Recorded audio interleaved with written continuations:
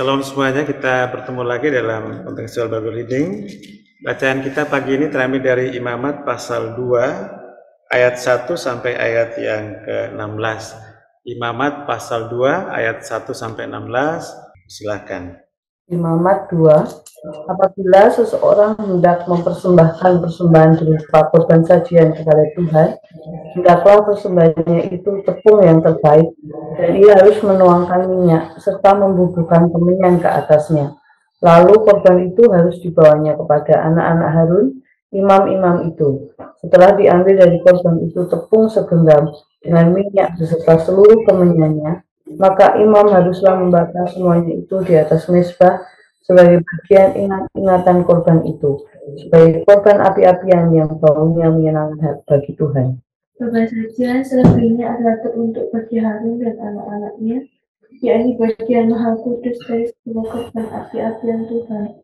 Apabila engkau hendak mempersembahkan persembahan berupa korban sajian dari apa yang dibakar di dalam pembakaran tadi, haruslah itu dari tepung yang terbaik, berupa roti bunda yang tidak beragi, yang diolah dengan minyak, atau roti tipis yang tidak beragi, yang diolesi dengan minyak.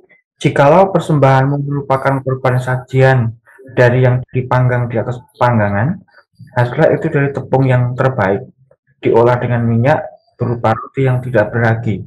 Korban itu harus dipotong-potong, lalu kau tuangkanlah minyak ke atasnya. Itulah korban sajian. Jikalau persembahanmu merupakan korban sajian dari yang dimasak di dalam wajan, haruslah itu diolah dari tepung yang terbaik bersama-sama minyak. Maka korban sajian yang diolah menurut salah satu cara itu haruslah kau persembahkan kepada Tuhan, yakni harus disampaikan kepada imam yang membawanya ke mezbah. Kemudian imam harus mengkhususkan dari korban sajian itu bagian ingat-ingatannya, lalu membakarnya di atas mezbah sebagai korban api-apian yang baunya menyenangkan bagi Tuhan. Korban sajian selebihnya adalah bagian Harun dan anak-anaknya, yakni bagian maha kudus dari segala korban api-apian Tuhan. Suatu korban sajian yang kamu persembahkan kepada Tuhan janganlah diolah beragi, karena dari ragi atau dari madu tidak boleh kamu membakar sesuatu pun sebagai korban api-apian bagi Tuhan.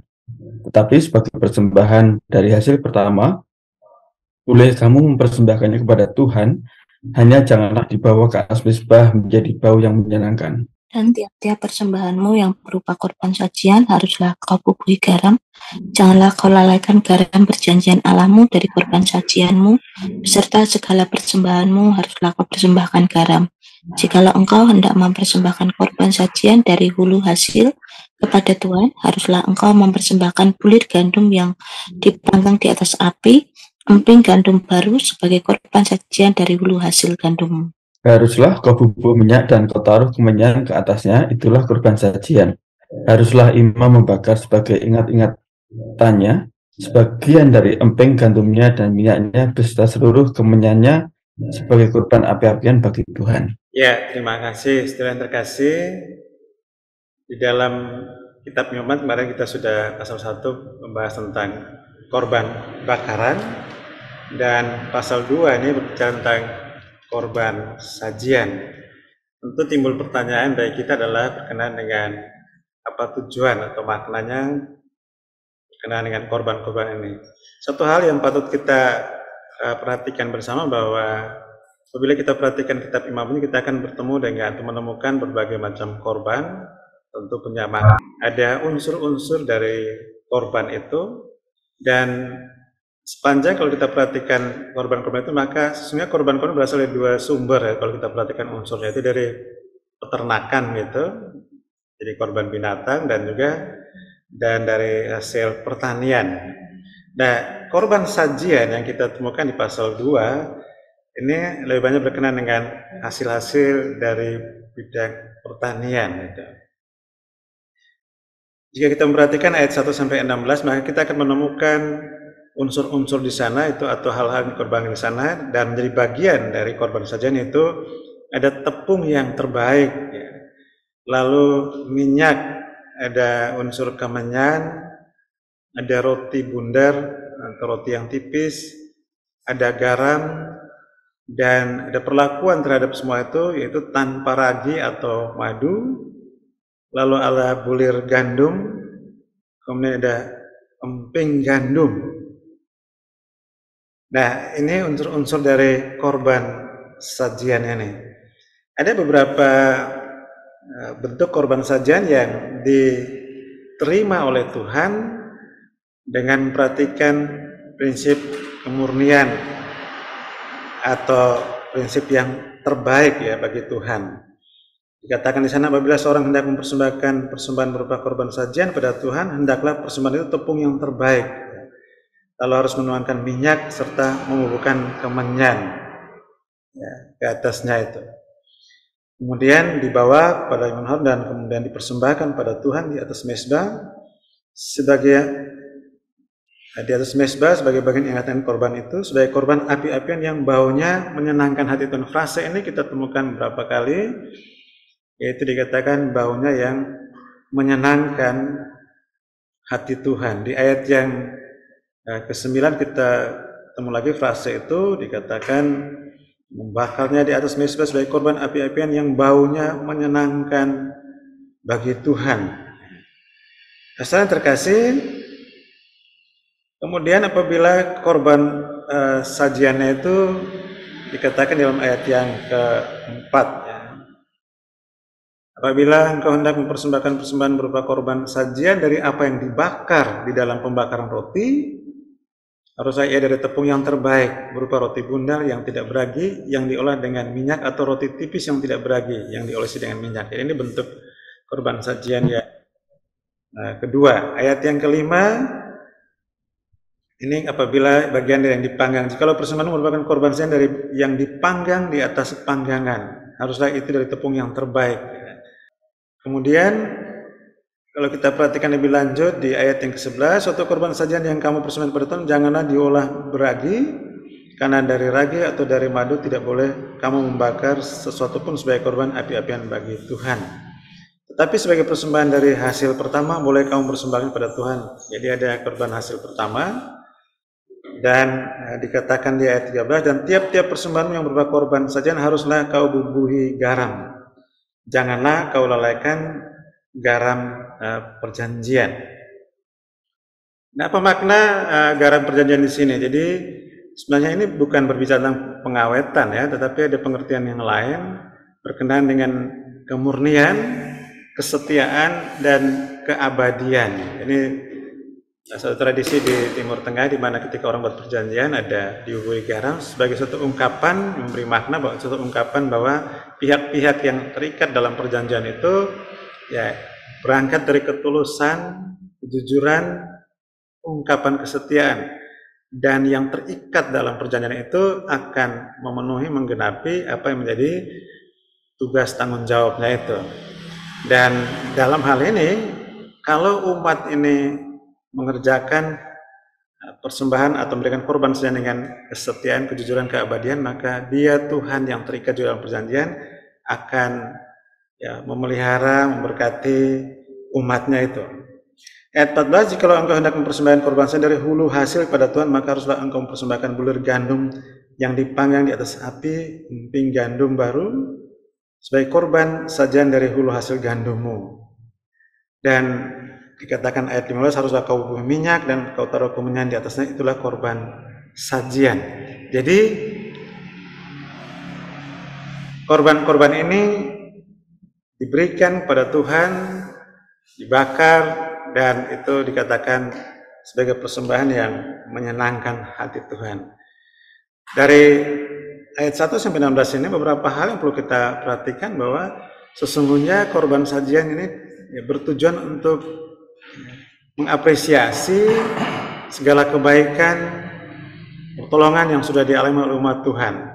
Jadi sebuah penyembahan sukarela untuk mengakui kebaikan dan pertolongan dari Allah. Dan yang kedua, bahwa tujuan dari korban sajian adalah sebagai ungkapan sikap hati dan perwujudan baktinya, di mana orang percaya mengarahkan dirinya kepada Allah yang dijunjung tinggi dan dicintai, sebuah devosi kepada Allah. Oleh karena sebuah persembahan sukarela diatur tapi harus dengan sikap sukarela, maka tantangan terberat bagi semua yang melakukan korban sajian adalah hati itu. Nah, bagian ini perlu kita renungkan bersama bahwa kitab Imamat sedang menekankan bahwa cara kita untuk menghampiri Allah yang kudus, bagaimana seharusnya kita menghampiri Allah yang kudus itu memang yang sistem korban. Tetapi yang harus mendasari dari sistem korban itu, yang harus menjadi motif dasar adalah kasih kita, kesetiaan, iman, percaya. Itu yang membuat semua korban itu menjadi berarti di hadapan Tuhan. Cara menghampiri Tuhan yang kudus itu dengan sistem korban dan panggilan hati yang tulus, murni, dan penuh iman percaya itu yang memberi arti atau memberi makna kepada korban itu kepada Tuhan. Jika ini kita tidak menjaga dengan sebaik-baik, jika orang percaya tidak memperhatikan hal dengan sungguh-sungguh, maka akan terjebak pada ritualisme atau legalisme. Hanya sekedar melakukan ritualnya, tapi meaningnya tidak ada atau meaningnya tidak diperoleh gitu. Oleh karena itu, pada bagian tentang korban sajian ini, sungguh-sungguh sebuah penyembahan sukarela untuk mengakui kebaikan dan pertolongan Allah.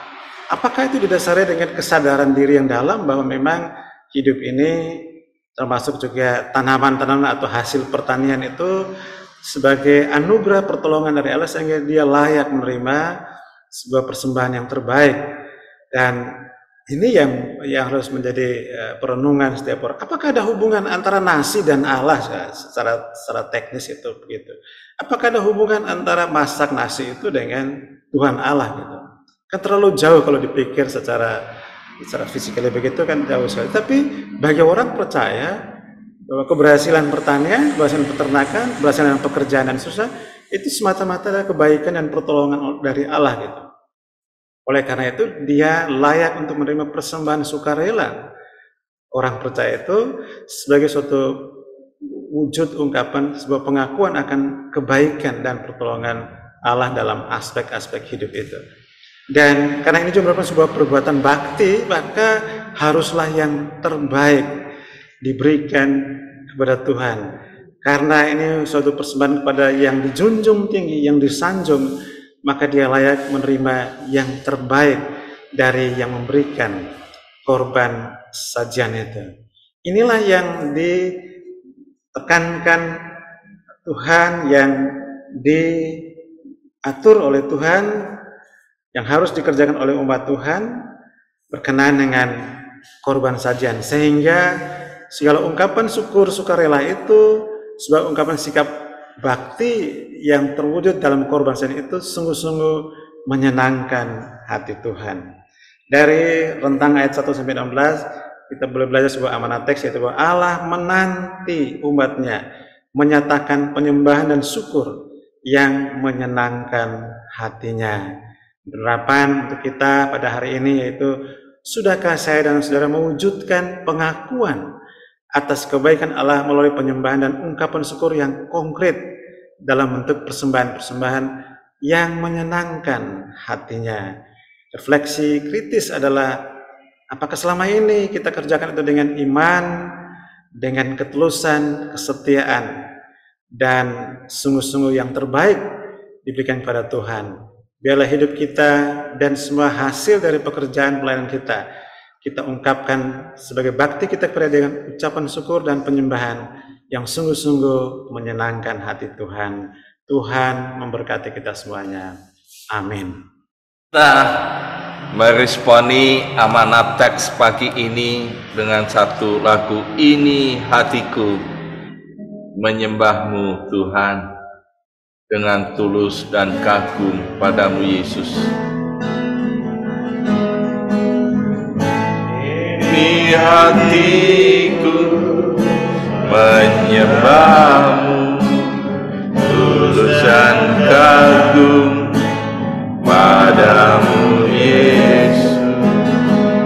Ini hatiku tak sempurna, campur tanganku dalam hidupku. Ini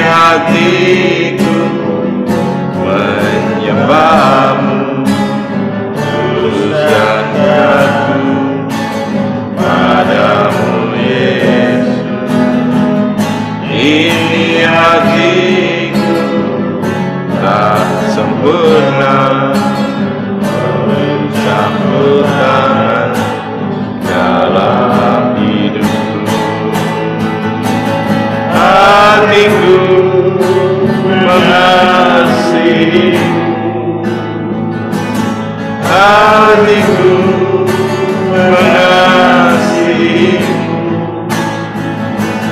hatiku ingin mengenalmu, ingin mengertimu. Tuhan, kau lihat isi hatiku, hatiku, hatiku mengasihi, hatiku mengasihi, hatiku ingin mengenalmu, ingin mengertimu. Tuhan, kau lihat isi hatiku. Oh, ini hatiku, biarlah kita terus menyembah. Haleluya, haleluya. Bersambung padamu Yesus, oh amin. Ini hatiku tak sempurna, tak bertahan dalam hidup. Hatiku mengasihi, hatiku mengasihi, hatiku ingin mengenalmu, ingin mengertimu. Tuhan, kau lihat isi hatiku, hatiku, Tuhan, hatiku mengasihi, hatiku mengasihi, hatiku ingin mengenalmu, ingin mengertimu. Tuhan, kau lihat isi hatiku, Tuhan, kau lihat isi hatiku, Tuhan, kau lihat isi hatiku. Haleluya. Oh Yesus Tuhan, kami menyembah-Mu. Haleluya, haleluya, haleluya. Oh haleluya. Syukur Tuhan.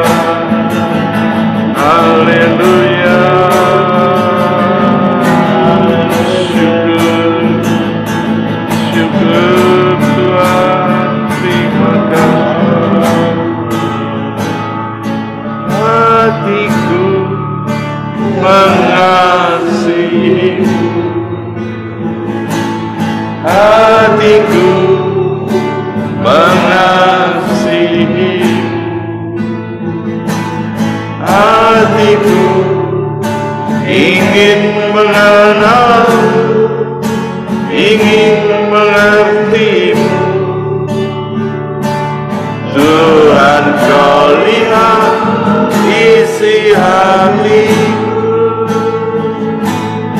Tuhan, kau lihat isi hatiku. Biarlah pagi ini kita terus berikan korban syukur dengan hati yang mengasihi Tuhan. Kita mau bersyukur segala kebaikan Tuhan. Kita terus berdoa dan mengucap syukur. Kita mau bersyukur bersama-sama. Tuhan, terima kasih, terima kasih. Kami mengucap syukur Tuhan buat kebaikan-Mu, kasih setia-Mu. Kami mengucap syukur Tuhan terus baik buat kami dengan memberikan kebenaran-kebenaran firman Tuhan. Kami boleh ikuti gerakan cinta Alkitab, gerakan yang terus untuk mengenal Allah, mengerti kebenaran firman Tuhan, mengasihi Yesus lebih dalam. Kami boleh mengenal Yesus lebih dalam. Terima kasih Tuhan, terima kasih. Biarlah Tuhan terus pimpin kami. Kami terus mau berdoa di dalam nama Tuhan Yesus.